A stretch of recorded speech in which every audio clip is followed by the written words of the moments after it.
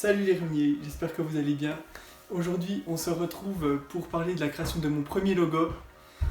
Donc, le logo S.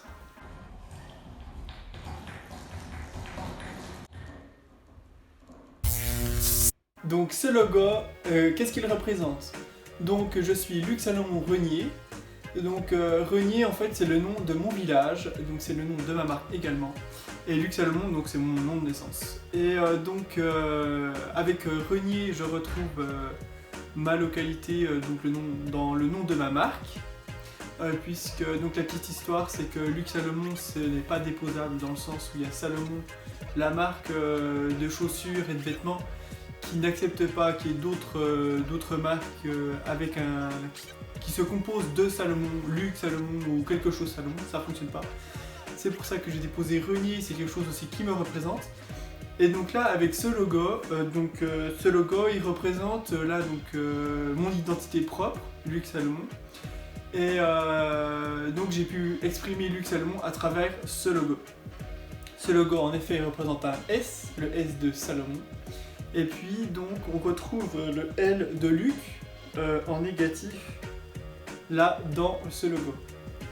Voilà, donc maintenant on va voir avec des petits dessins, des petits croquis que j'ai fait, comment je suis arrivé à ce logo. Voilà, donc ici c'est une première idée, donc c'était donc le L et le S assemblés. Donc c'est parti un peu dans tous les sens, voilà. Dans ce logo là, donc on voit le L et le S. Et en fait, le L là, à un moment donné, tac, on voit en bas de la page, au lieu de l'avoir dessous, je l'ai imbriqué là. Puis j'en ai mis un deuxième là. Et ensuite, si on retourne la page, là je commence, vous voyez, là je commence à l'intégrer pour former un carré. Et là, ça forme une espèce de carré avec des petits coins reniés. Là, pareil, ça commence à se dessiner. Et donc là, on voit bien le S et le L. Mais là, en fait, là c'est pas une bande continue, donc ça c'est un peu dommage, pas très pratique à utiliser. Donc là aussi ça se précise un petit peu. Voilà, mais on a toujours ces deux masses. Là en fait c'est un peu l'idée de un rectangle comme ça et puis un autre rectangle, deux rectangles qui se confrontent. Et là donc on comprend déjà mieux l'idée. Donc là en fait on le voit en vertical, mais on le verrait plutôt, je vais tourner la feuille, voilà on le voit comme ça. Et en fait là c'est quasiment le logo final, puisqu'il y a juste cette petite partie là que j'ai virée à un moment donné.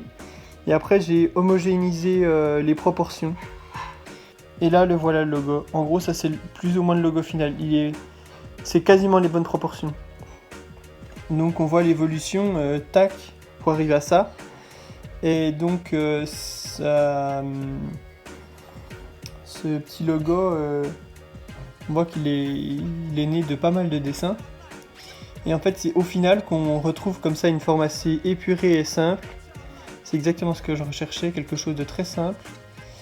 Et voilà, donc la jeunesse de ce logo.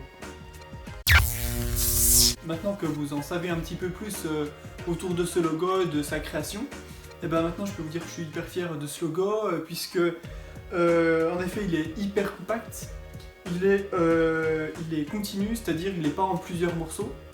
Et puis il est graphique, simple, sobre. Et donc ça fait quasiment 1 an et demi, 2 ans que je dessine un tas de logos comme ça, que je griffonne dans mon petit carnet, sur des feuilles, en cours, voilà. Et donc j'ai dessiné plein de logos, mais c'est vraiment celui-là, ça fait 2-3 semaines que je suis arrivé à celui-là. Et c'est vraiment celui-là dont je suis vraiment fier. Et donc ce logo, je vais l'utiliser donc dans un nouveau chapitre des créations Renier. Donc là on va le retrouver tout d'abord sur des t-shirts et des sweats. Donc ces t-shirts et ces sweats ils vont venir compléter la gamme des créations. Donc on a vu la veste en jean, et il va y avoir d'autres créations pures comme ça. Et là il va y avoir des t-shirts et des sweats avec des petits logos comme ça. Et également des vêtements avec des gros logos dans le dos, des choses comme ça. Donc là c'est des vêtements qui seront plus accessibles à un plus grand nombre. Et donc qui permettra d'élargir la gamme, d'en faire un peu pour tout le monde, quoi. Des créations un peu pointues, et puis aussi des choses plus faciles à porter, plus accessibles pour tout le monde. Voilà, donc j'espère que cette petite vidéo vous aura plu. En tout cas, moi j'étais très content de partager avec vous donc, le petit processus de création de ce logo.